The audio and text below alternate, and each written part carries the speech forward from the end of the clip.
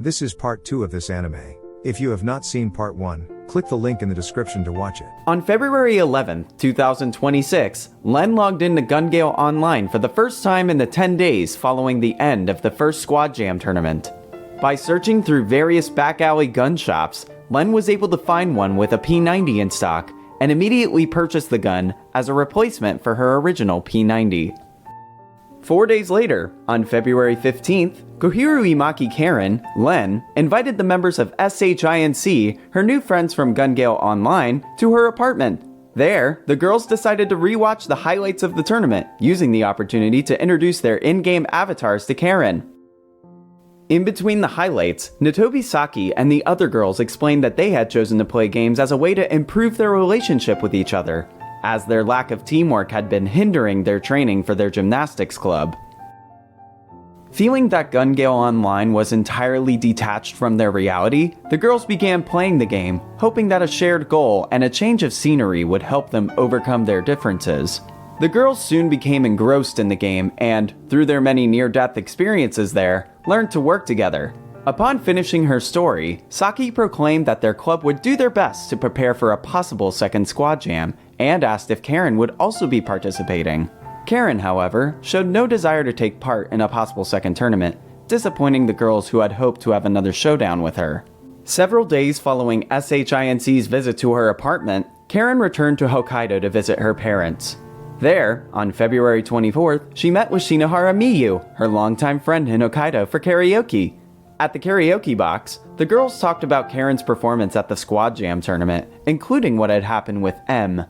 Reassuring Karen that she had nothing to be concerned about as long as Karen's former partner did not have her personal information, Miyu recalled her loss to another hardcore gamer in Alfheim Online the other day, and noticed that the karaoke had a new Kanzaki Elsa song. While commenting on Elsa's temporary break from singing, Miyu loaded Elsa's new song for the karaoke. Several weeks later, on a flight back to Tokyo, Karen received an email from Zaskar, the Gun Gale Online administrators. It stated that a second Squad Jam tournament would be held on April 4th. Having read the notice, as well as Saki's message about it in detail on her way back to her apartment, Karen decided she had no need to participate in the upcoming tournament. Sometime later, upon entering her apartment complex, Karen was approached by a young man who introduced himself as M and requested to speak with her in private, claiming that someone would die on the night of the second Squad Jam if he did not receive her help. Not wanting to bring the man to her own apartment, Karen led him to an observation room in the building for privacy during their conversation. After properly introducing himself as Sasoji Goshi, the man immediately requested Karen's assistance to prevent Pitahui and himself from dying in real life.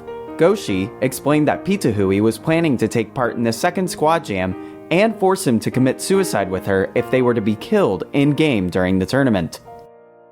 The man elaborated that Pitahui was obsessed with death, yet, despite being a Sword Art Online beta tester, she had to reluctantly refrain from playing the game on the day its official service began, due to a real-life matter that was so important that it would affect the rest of her life. Thus, the girl had a grand outburst of rage when she discovered that the opportunity to take part in a death game had eluded her grasp as a result of her decision. Although Pitahui was able to suppress her rage by focusing on her work and other virtual games, she was never able to feel satisfied by them. As a result, she suffered 2 relapses of her emotional outbursts. The first was when Sword Art Online was cleared and she learned that she had missed instances of player-killing incidents in the game, followed by a second one when her real-life obligations prevented her from taking part in the first Squad Jam. This was why Pitahui decided to stake her life in the upcoming Squad Jam as a way to compensate for the opportunities she had missed. At the end of his explanation on the situation, Goshi stated that he wanted to prevent Pitahui from dying but didn't want to interfere with her wishes due to his love for the girl, forcing him to respect her decisions. He came to plead Karen to participate in the tournament and defeat Pitahui in proper battle during the event, to fulfill the promise Karen had made with Pitahui as Len. Having recalled the promise, Karen agreed to participate in the tournament and defeat Pitahui. That evening, Karen was contemplating on whom she could ask to participate in the tournament with her to be able to form a team, when suddenly, she received a call from Miyu. Karen decided that she would be the perfect person for the job since she was an experienced player.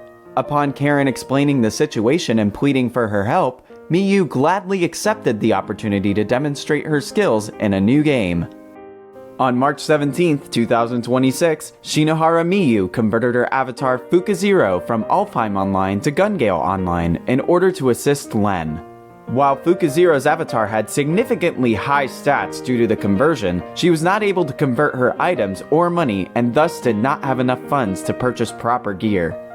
Under Fukazero's proposal, Karen contacted Asoji Goshi, who agreed to provide some money in the form of a dead drop to avoid leaving any logs about the transaction. Having retrieved an unexpectedly large amount of credits from the dead drop, the girls went to a general weapons store to purchase Fukazero's gear. As the golden-haired girl was very particular about the appearance of her weapons, Len decided to lead her friend to a rare item store instead, in the hopes of satisfying her needs. To her shock, however, Fukazero impulsively bought not one, but two expensive MGL 140 grenade launchers before Len was even able to protest. After acquiring the rest of Fukazero's gear, including a set of armor, a sidearm, and a knife hairpin, the two girls began training against monsters in the field. Several days later, on March 24th, after dispatching a group of armadillo-like monsters with Fukazero's help, and just before registering their team for the tournament, Len informed her partner about having created a new tactic for them to use during the tournament. The next day, while getting dressed at their school's locker room, the members of SHINC held a strategy meeting regarding their need to acquire a strong weapon to counter M-Shield during the second squad jam. Just as the meeting concluded, the girls were excited to learn from a notification that Len had entered the tournament.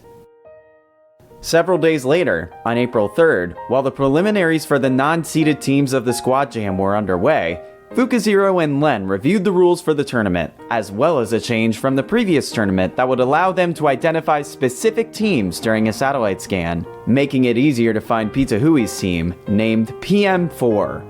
Upon finishing their strategy meeting, Len shared her doubts about being capable of defeating Pitahui with Fukazero. Being comforted by her partner not to worry ahead of time, Len thanked her friend for her help and offered to return the favor as best as she could. The next day, as team after team gathered for the tournament, PM4 arrived at the venue with 4 mercenaries that filled the empty slots in their team. While observing Pitahui, MMTM's leader, David, recalled his time in a team with her at the beginning of Gungale Online, explaining to his team that Pitahui was as dangerous to her allies as to her enemies, as she had no qualms with using her teammates as shields and endangering their lives by using grenades next to them, which is why he distanced himself from her. Warning his comrades to regard PM4 as the most unpredictable team, David added that Pitahui's name came from the name of a bird that was so poisonous that merely touching it could kill people, which, he believed, perfectly described the woman using such a name. Meanwhile, as Miyu was afflicted with a case of diarrhea due to eating too much ice cream moments before logging in, Fukazero and Len barely managed to reach the venue in time for the event. Just before the players were teleported to their waiting rooms, Len was approached by Pitahui, who congratulated the girl on her previous victory. In response, Len declared that she would do her best during the upcoming battle and thus expected Pitahui to keep the promise the two of them had made in the past, before the two parted. Moments later, having been teleported to the waiting room, Fukazero and Len equipped their gear and prepared for battle. With the beginning of the second Squad Jam tournament, Fukazero and Len found themselves in a residential area in the northwestern corner of the battlefield. After examining the map of the battlefield, the two decided to establish a safe position in the area and wait for the first satellite scan to find Pitahui's location and assess their surroundings. 10 minutes into the tournament, the first scan began, revealing that the favorites of the tournament were intentionally placed in the 4 corners of the map to prevent them from clashing prematurely. As various teams used the result of the scan to formulate their strategies, Len was shocked by the revelation that Pitahui's team was positioned at the exact opposite corner of the battlefield. After being comforted by Fukazero, Len decided that their team would head southeast, eliminating any enemies that obstructed their path. Several minutes later, Len detected 6 players in a circular formation in the middle of the road. As the players had yet to notice their presence, Fukazero began moving into a position to assault their targets with a grenade attack. However, the girl accidentally triggered a grenade wire trap while en route, causing an explosion that robbed her of her legs. With their comrade now incapacitated for the following 2 minutes, Len dragged the injured girl to a nearby house for cover. Ignoring her partner's request to abandon her, the pink girl assaulted the enemies that were drawn to the scene by the explosion. Using her speed and the corpse of a fallen enemy as an impenetrable shield, Len quickly dispatched 5 of the assailants. As the girl dodged the attacks of her last opponent, Fukuzero joined the battle, using one of her MGL 140 grenades at close range to kill the player without causing an explosion. While multiple battles were underway throughout the battlefield, Pitahui was disappointed in the lack of action on her team's side. Despite her incessant complaints, M maintained the order to hold position on the mountain and avoid trivial battles, claiming that it was part of his plan. Reluctantly, Pitahui agreed to follow the order, reassured that M would let her enjoy the formidable opponents, such as Len. Meanwhile, with Fukuzero's legs returned to their original state, the 2 members of LF observed the following satellite scan. As another team had taken positions at a nearby railroad, Len decided to focus on them next. At that moment, in order to atone for her blunder, Fukuzero proposed a strategy that would allow them to eliminate the enemy team without engaging them directly. Minutes later, Fukuzero began firing grenades at their latest target. While the first grenade missed its target, the girl was able to adjust the trajectory of the following shots based on feedback from Len, who informed her how far the grenades had landed from their target by observing the situation from a vantage point. Due to their joint effort, the 2 girls were easily able to dispatch their foes. Having regrouped at the train station, LF observed the following satellite scan, learning that 7 teams near Pitahui's position were close to each other without engaging in battle. Len quickly deduced that the squads had formed an alliance, sending their main force against PM4, while the leaders remained at the base of the mountain to conceal the position of the other members. As various teams reacted to the revelation of this tactic in their own ways, Len began rushing to the dome to the southeast of the station in an effort to come to Pitahui's aid. However, she soon realized that she would be unable to reach PM4 in time. Meanwhile, Pitahui herself was overjoyed with the news of an alliance being formed against her team, deciding to ambush and massacre all of the assailants on the mountain. Following the directions of their leaders, the main force of the 7-team alliance arrived at a valley with a waterfall, the place where the satellite scan had indicated the position of PM4. As their targets were nowhere to be seen in the valley, the teams deduced that M's squad was hiding beyond the waterfall. Thus, the leaders of the alliance ordered their teams to open fire towards it. However, the only one hiding behind the waterfall was M, who used his shield to avoid most of the bullets. When several players climbed up to investigate his hideout, M used 2 plasma grenades to expel the scouts, prompting a new barrage of bullets from the remaining assailants. As all the players focused on the waterfall, PM4's mercenaries dispatched the lookouts above the valley, just before Pitahui entered the battlefield, ordering her teammates to limit their support during the battle. Without bringing any of her own armaments, the woman assaulted the distracted players, dispatching them one after another with hand-to-hand combat and their own weapons. Within mere moments, the massacre had nearly drawn to an end, leaving only 2 players from the opposing teams alive. Since one of the 2 remaining players was preoccupied with keeping his incapacitated comrade from falling into the water, Pitahui took the opportunity to toy with her prey before ending their lives with a grenade. Moments later, Pitahui used her M107A1 anti-material rifle to quickly dispatch the leaders of the 7 teams from the mountain without giving the time for most of her opponents to react, only one of them managing to resign before she could kill him.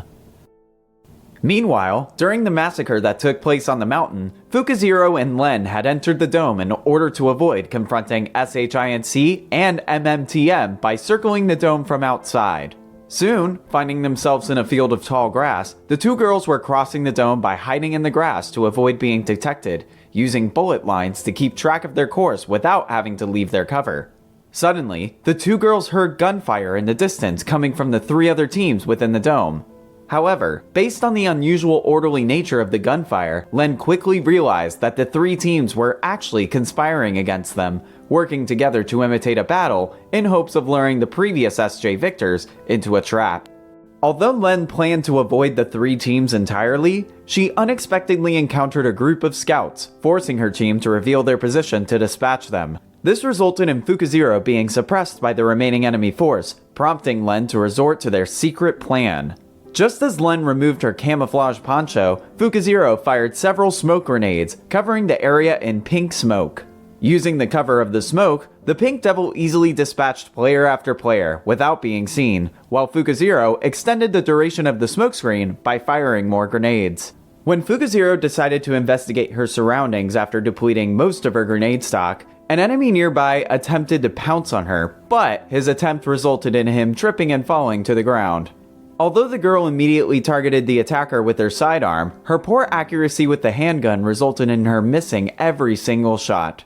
Having regained his confidence at that moment, the player gleefully shared his plan to grope Fukuzero's immobile avatar after killing her, causing the girl to use a nearby gun in lieu of a sword to beat the harasser to death.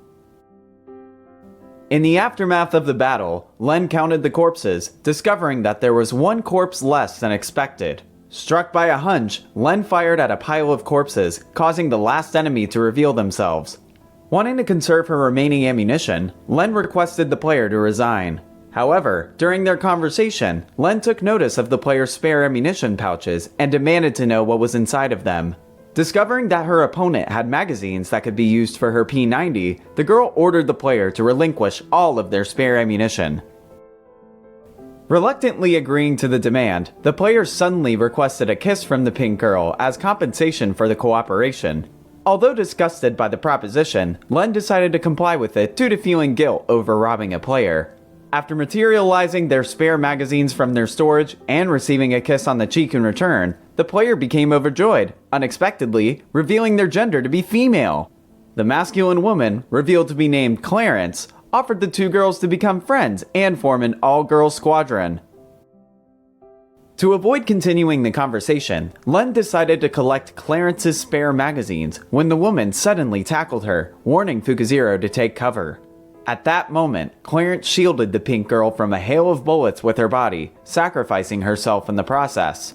While retreating with Fukuzero from a second barrage, Len realized that their new enemy was MMTM, the team that had achieved third place in the previous tournament.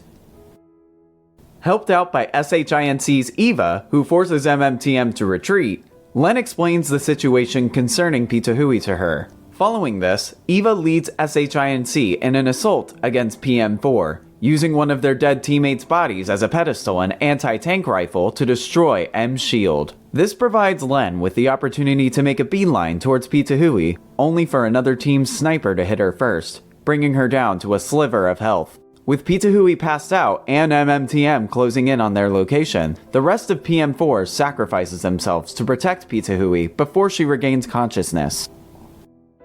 After Pitahui finishes off MMTM all by herself, Fukuzero pins an uncertain Len in place while she and the rest of SHINC launch an attack on Pitahui and M.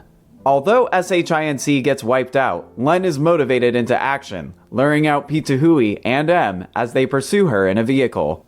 Just as Len is cornered, Fukuzero comes to her rescue in her own vehicle, resulting in a car chase between hot geysers that culminates in a one-on-one confrontation between Len and Pitahui. Pitahui's attempts at killing Len with her own weapon backfires when P-chan self-destructs, but she still manages to put a stop to Len's counterattacks before killing M for his betrayal. However, Fukuzero manages to give Len the opportunity to deal Pitahui a fatal blow, reminding her of their promise before finishing her off. After Squad Jam 2 ends with Len's team ending up in second place due to a sneak attack by the remaining team, Goushi invites Karen and Miyu to meet with the real-life Pitahui, explaining how he formed a masochistic relationship with her. Goushi brings the two to Elsa Kanazaki's, where it's revealed that Elsa is Pitahui herself. Although Karen had already figured out Pitahui's identity due to Elsa and Goushi knowing details that they would only know from reading her fan letter, she is taken aback when Elsa kisses her. A post-credit scene shows Len and Pitahui back in Gun Gale Online as they enjoy the game again together. Thanks for watching, and if you enjoyed it, be sure to let us know by leaving a like, subscribe for more stories, and check out other stories here. And if you like what you heard today, you can follow me down on my social media channels below. My name is Nate Barone, and I'll see you next time, anime fans.